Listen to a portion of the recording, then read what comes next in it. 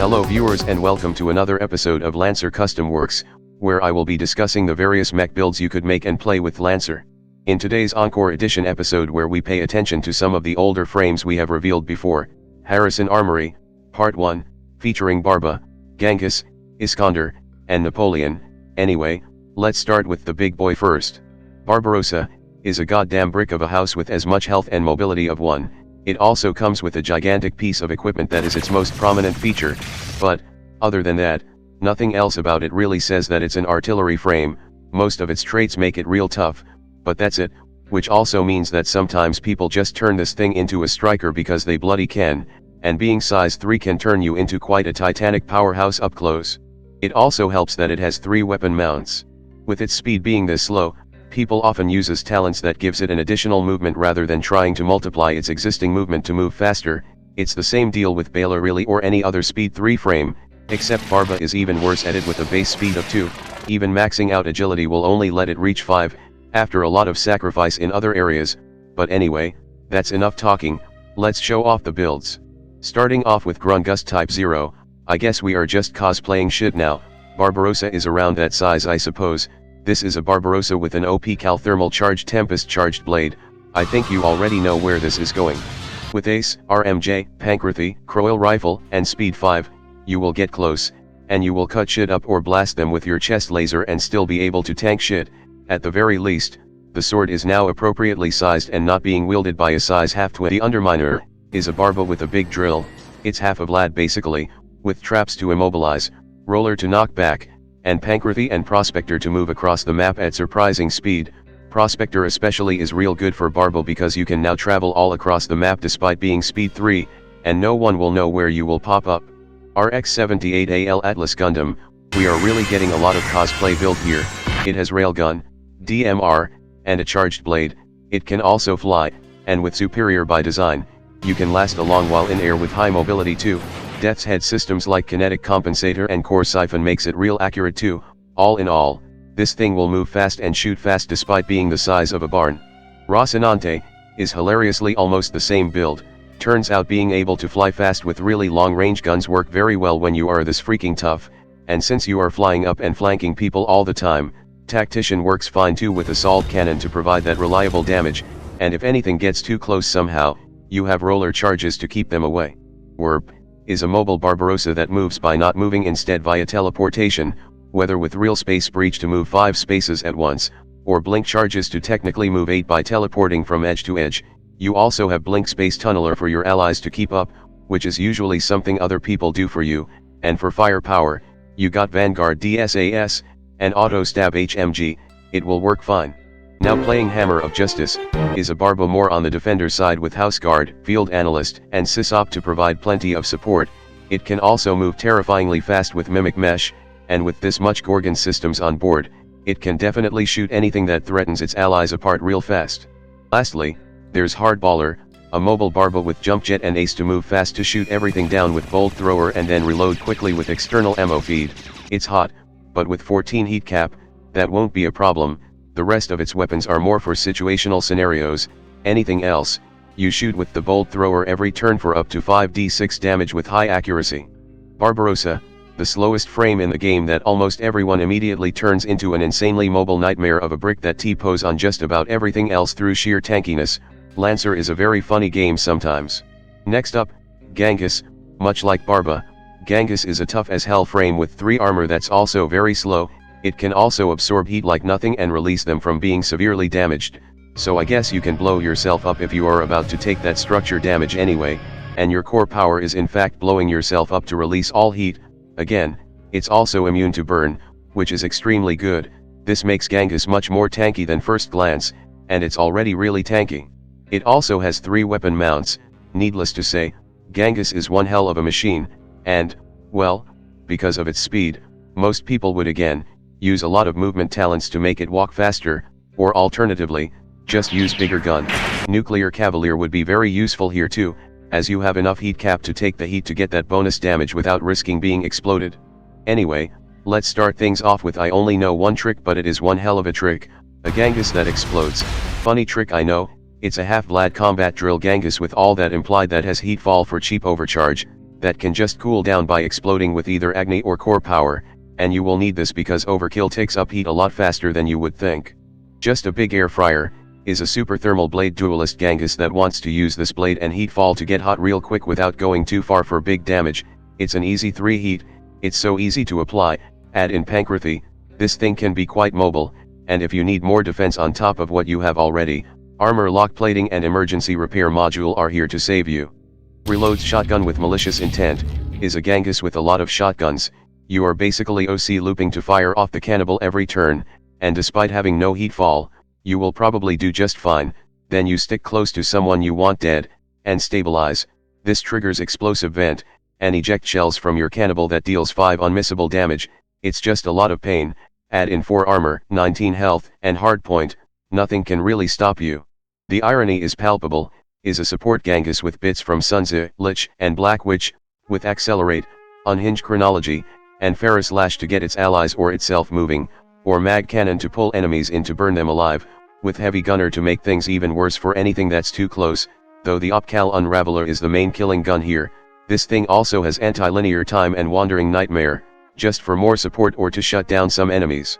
Dunk Your Head in the Volcano, is a swarm body Genghis with Enclave that wants to move fast with Prospector and Pankrati, and then just sit down at a place to shut it down for the enemies completely.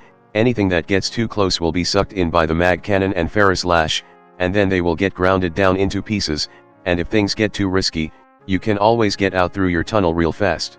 Fuck you, I'm the Bombard, is a Genghis that goes for more explosions over anything else, with an auto-loader drone following behind it thanks to Drone Commander 1, so it can reload the howitzer real quick, with auto-cooling so it can Heatfall overcharge every turn to destroy everything at range. Also, you have House Guard, your buddies will love you for it. And lastly, the Forked Roads to L Microwave, is a Genghis with a plasma thrower. It's also a flight-capable mech with Juggernaut to make sure literally nothing can get in your way, letting you get right in front of the enemies to burn them, keeping all the attentions on you to protect your allies from punishments, with House Guard, Flash Charges, and Shanimet. The plasma thrower also set the ground on fire, forcing the enemies to make a choice, whether to cross the fire to get you, or ignore you while you set even more things on fire, and in case things get too hot for you, just activates auto cooler every turn. Enemies might also just focus on you more instead of your allies. The mech that can take practically anything head on, Genghis is a tough as heck striker for sure. Its burn immunity makes it resistant to basically half of the armor ignoring damage in the game, which is crazy powerful and something Genghis players should not ignore for sure. Next up, Iskander, the big brain mech, the one everyone tries to figure out a galaxy brain strategy with, or you just throw a lot of grenades and call it strategy, and also throw down a lot of tech stuff because you have 15 goddamn sensor range. I don't think I need to mention this, but unsurprisingly, Demolitionist changes the game up for Iskander. Your things explode harder, mine no longer feels wasteful if you fail to get someone on them, and you can now truly throw explosives every goddamn where. It was very funny reading up Iskander builds when I was writing the script for this video, because everyone is just doing their best expanding their domain with Iskander, turning 15 spaces around it into complete hell. So anyway, let's start with something like, this battlefield is mine. We are absolutely off to a good start.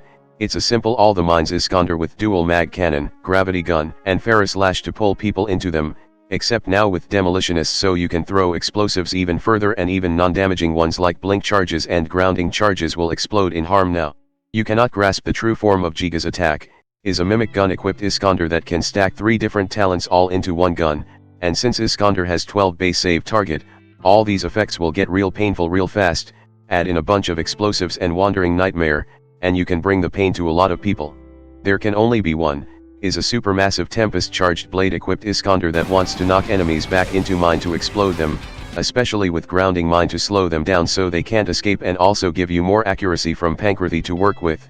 Add in RMJ and Ace to move fast, and this Iskander can really destroy people up close. I control the speed, is a half Gilgamesh Iskander, mostly for the spear charges which has an incredibly large effect radius in mine mode, and by forcing enemies to start their turn in the radius with blink charges or accelerate, they don't really have a painless option left to go through. Add in heavy gunner with Legionnaire battle rifle, and you truly control the speed of your enemies.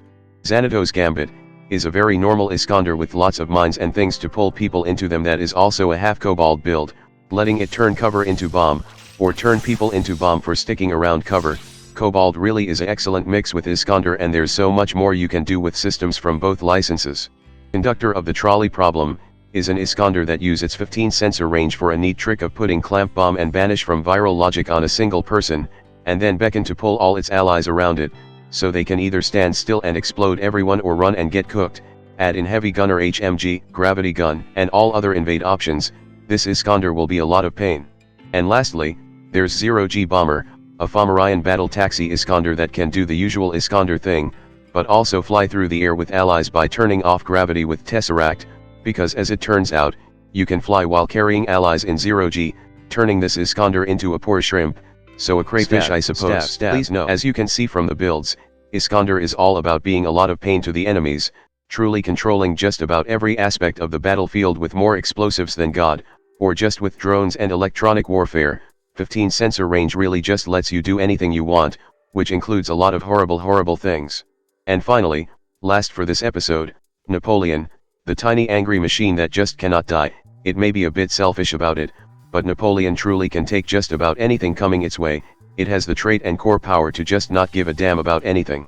Houseguard unsurprisingly makes it far better as a defender by actually letting it protect others in a burst 2 radius, but a slightly funnier option would be to get Brawler so you can beat the shit out of people well even with full Aegis on. Napoleon also enjoys shield systems, as it's the only thing it can use with Aegis on, and it has enough systems points to carry a bunch, though there really hasn't been a new one since forever. Also, unlike all other armory frames mentioned in this episode, Napoleon has enough speed to be considered as fast, by the armory standard. Anyway, let's get going with the builds, starting with running in the 90s, a fast as heck Napoleon that can go even further with jump jet and ace, as well as running straight through anything with full juggernaut talent.